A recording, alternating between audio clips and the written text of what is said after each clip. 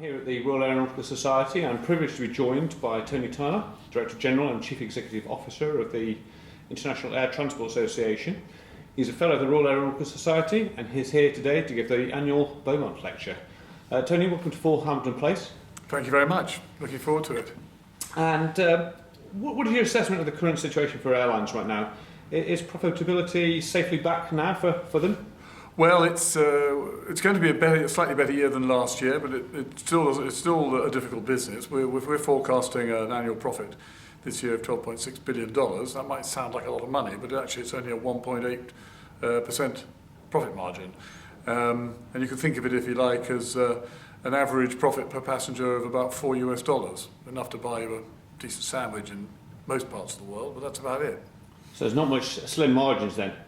It's a business which has always had slim margins, and I think it was some sort of 40 years ago or so we managed about 6% margin as an industry, but a lot's happened since then and we've never got back to that level.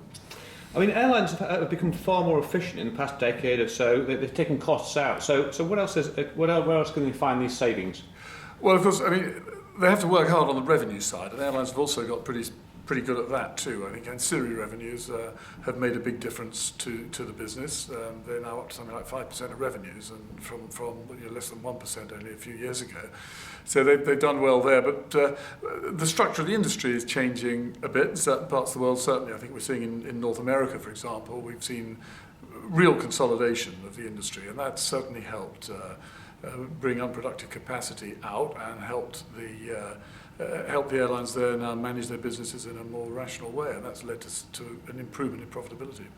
And do you see further consolidation in the airline industry in the near future, or do the global alliances now provide that virtual super carrier that kind of that is required? Well, I think an alliance is generally thought of as a second best way of achieving the sort of savings that consolidation could bring and the sort of revenue benefits too.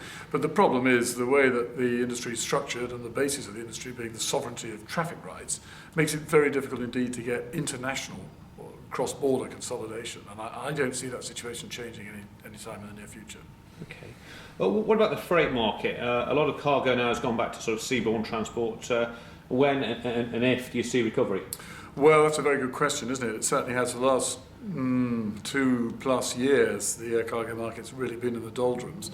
I'm actually a sort of long-term bull on air cargo. I mean, I think that the benefits that air freight can bring are so significant in an internet economy where people want things, they want them quickly, goods have to be brought straight to market, big inventories are a bad thing. I think overall the mega trends are in favour of air cargo. The problem is the world economy is weak.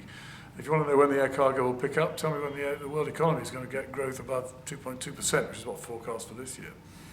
Okay. Airline safety has obviously been very much in the headlines recently. What is IATA doing about that? Well, I mean, we had a great year in 2012.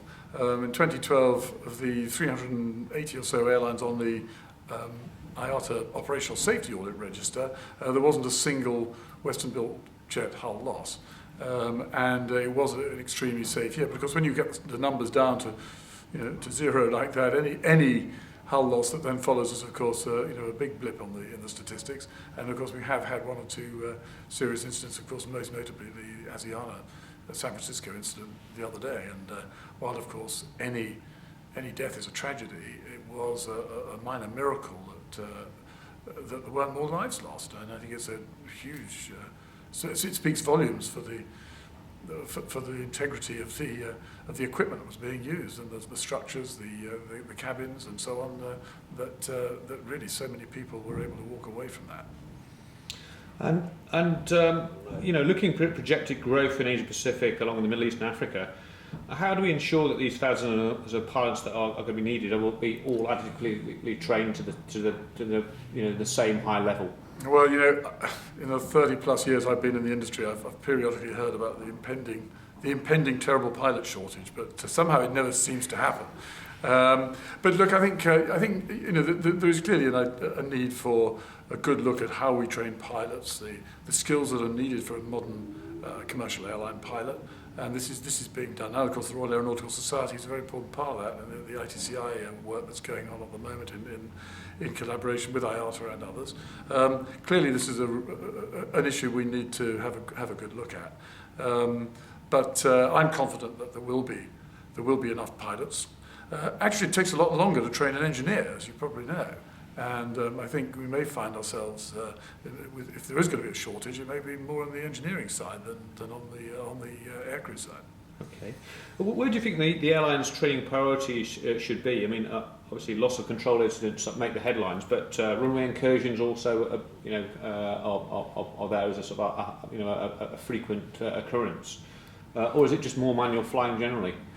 Look, I'm not an expert in this area. I'm not a pilot myself, and I'm not an expert in this area. But I think clearly what we need to do is study the data carefully, and IATA is doing a good job of pulling together data from every possible source to identify where the real challenges are, where the real issues are, and then put expert heads together to look at ways of addressing it. Okay. It's now over 10 years since the 9/11 attacks. Air travel has undoubtedly been protected, it's more safer.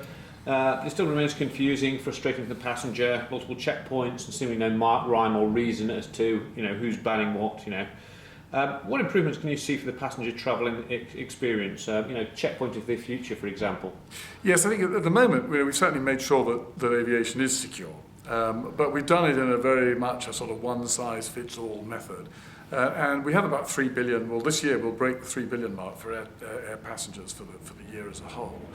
And it's costing us something like $7 or $8 billion just for the airlines to achieve this level of security. And then of course on top of that, airports are paying money, governments in some places also spend money on this area.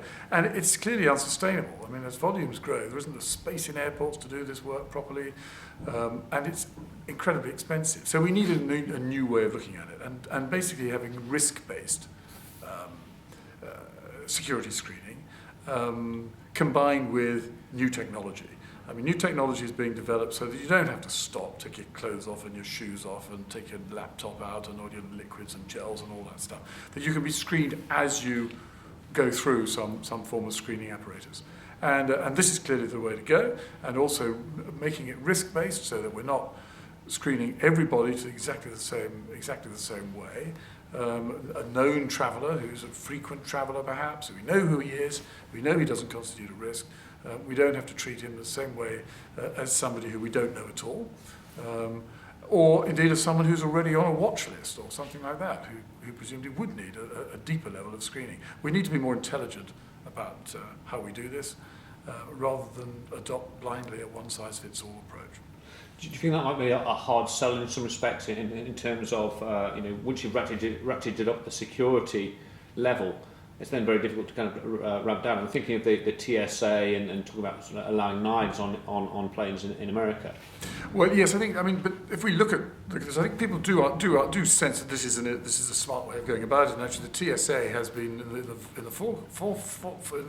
the vanguard of this movement in introducing, for example, the known traveller scheme, which has been very successful in the United States.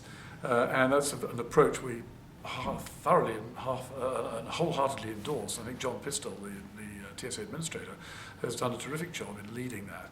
Yes, they ran into political flack when they on the pocket knife issue, but really, I think that was my sympathies are with the TSA on that one. I mean, the whole point of aviation security is to secure the aeroplane. And and therefore, its occupants and people on the ground from having aircraft used as missiles, as they were in the 9/11 atrocity, and actually lifting the ban on small knives would not have made an iota of difference to that. Going on to the environment, Europe's carbon trading ETS scheme is now in limbo, it seems. What's the next step? Can we get a global agreement hammered out? Well, it's not actually in limbo. The clock has stopped, and the clock is due to start again later in the year, and will start unless governments coming together at the ICAO Assembly can put together a deal which the European Parliament thinks is good enough, so that they can maintain the clock being stopped on the application to international aviation of the European ETS. And of course, I and I think every sensible person wants to see that happen very badly indeed.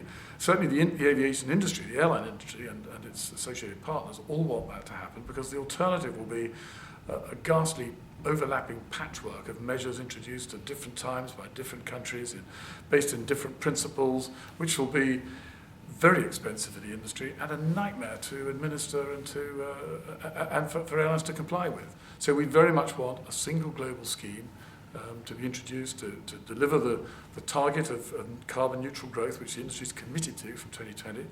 And we must make sure that the discussions at ICAO, the ICAO Assembly, focus on that, on the long term, and on getting that job done, and don't become a sort of a bickering contest about the European ETS, which has become a massive distraction to the main issue here, which is to find a global scheme which treats everybody equally and will apply to all of aviation and not just to bits of it. And staying on the green theme, but where are we now in aviation, biofuels and alternative fuels? Are you encouraging your members to go green in that way? Well, very much. I mean, I think if we are going to achieve the targets that we set ourselves as an industry, and they're challenging targets, we clearly need new technology to come to the rescue. And biofuels will have a very important part to play. Now, we know they work. Over 1,500 commercial flights have operated using biofuels. And what we now need is for a sustainable source of biofuel to be produced. Now, the problem is they work, they're very expensive. The reason they're very expensive is that there's very little production of them, and the reason there's very little production is that people aren't using them because they're expensive. So there's a vicious circle we need to break out of. And there's a role here for governments. Governments have invested hugely in the development and subsidization of other alternative energy sources for things like wind farms, solar, so on. Now we need them to do something. It may need them to put their hands in their pockets, but we do need them to do something to de-risk the investment in commercial production of biofuels. Okay, you're here to give the Beaumont lecture, which is obviously on air law. What are your thoughts on the EC's proposed amendments to its EC 261 passenger compensation rules? Well, I think the Commission's heart is in the right place, and some of the changes that they're proposing are certainly helpful. The trigger points for the triggering of compensation based on different lengths of flight and so on. But the package they're proposing also has some very, I believe, misguided measures in it. The problem with any regulation is it can have unintended consequences, and I think there's a couple of things they're proposing that are going to have unintended consequences which will be bad for consumers and will be difficult for the industry to comply with in a sensible way. One example would be the definition of a delay being the delay at final destination. Now, that may sound intuitively like common sense, but it could have the effect of reducing interlining significantly, because if you're a carrier, the first carrier having to pay for all that compensation, it could end up with a huge penalty disproportionate to the amount of flying that it's done and the fare that it's collected from its passengers. And small carriers will say, I can't bear that risk. So we may see a reduction in interlining. Another example is the abolition of the no-show rule. What the Commission's proposing is that an airline selling a round-trip ticket has to let passenger use the return sector, even if he hasn't used the outbound sector. Now, that may sound like a sensible thing, but it's going to reduce the number of cheap tickets in the market. Okay. New distribution methods. You talked about consumer there. New distribution methods promise personalisation and sort of Amazon-like transparent online experience for passengers. IATA's new distribution capability, NDC. Yes. Is there a privacy downside of sharing more and more passenger data, especially kind of linking it to sort of social media? No, absolutely not. I mean, of course, any system that is introduced anywhere in the world has to comply with privacy laws, and when this is a complete red herring that's been put up there by people who are against innovation in the distribution market, in order to throw regulators, off the right track. What we're proposing is a new set of standards which will enable a new way of airlines merchandising themselves. If you don't want to identify yourself to an airline when asking for a fare or for a schedule or for a product, then you don't have to. Nobody's making you do it. But of course, face the fact, most of us do that. When we go online to an airline's website, I say, I'm Tony Tyler, here's my frequent flyer number, because I know I'm going to get a better deal like that. And everybody does that all the time. So, but they won't have to. And this is a complete red herring, as I say. Okay. And how important now is sort of social media for airlines and for your members in terms of marketing and perhaps crisis response? Well, exactly. It's becoming a very important thing, isn't it? And of course, with social media, often the news is out there before even the airline management's heard about it, because you've got passengers tweeting and uploading video live and streaming their videos live whenever anything happens. Now, and there've been some horrible incidents in the past when this has happened and really caught the management unawares. Everybody now is very aware of this, and every airline's having to prepare for this sort of thing to happen. But of course, there's opportunities too. I mean, what a great opportunity if you've got something good going on to stream that out and let people see what's happening. What a great job you're doing too. But it's a very noisy, cluttered marketplace now, and getting yourself heard above the din is certainly quite a challenge. In the UK at the moment, obviously, you're aware we're at a critical stage regarding airport expansion options. A lot of debate on that. What's your take on this and winning the case for expansion in very crowded countries? It's a real challenge, particularly in Europe generally, but of course, as we know, here in the southeast of England, at least I think everybody accepts more capacity is needed. I think that argument has passed, and now the Davies Commission have an extremely challenging job looking at all the alternatives that are being proposed to them and deciding which one is the best for the UK. And I don't envy him having to do that. We're seeing different ideas being filed. These in the last couple of weeks we've seen several. What we at IATA are doing now is going to take them away and read through them and wrap cold towels around our heads and work out consultation, of course, with our members, particularly those members most affected, what we think is the best approach. But it's a very, very difficult and challenging environment. And of course, in general, in Europe, the environmental lobby is extremely strong, and we see things happening like the additional new runway opening in Frankfurt, and then immediately an overnight ban being imposed, which makes life extremely difficult, particularly for the freight business, which goodness knows has enough challenges already. So, no, this is very difficult. And meanwhile, of course, other parts of the world, governments are adopting very pro-aviation policies, and the Gulf is perhaps the obvious example, providing plenty of infrastructure capacity, which is enabling the airlines based there to grow very successfully. And that makes life even more difficult for the European industry. What do you consider the biggest challenge facing airlines today? Well, making a dollar, turning a buck. It's always going to be difficult. It's very competitive. There's a lot of capacity in the industry.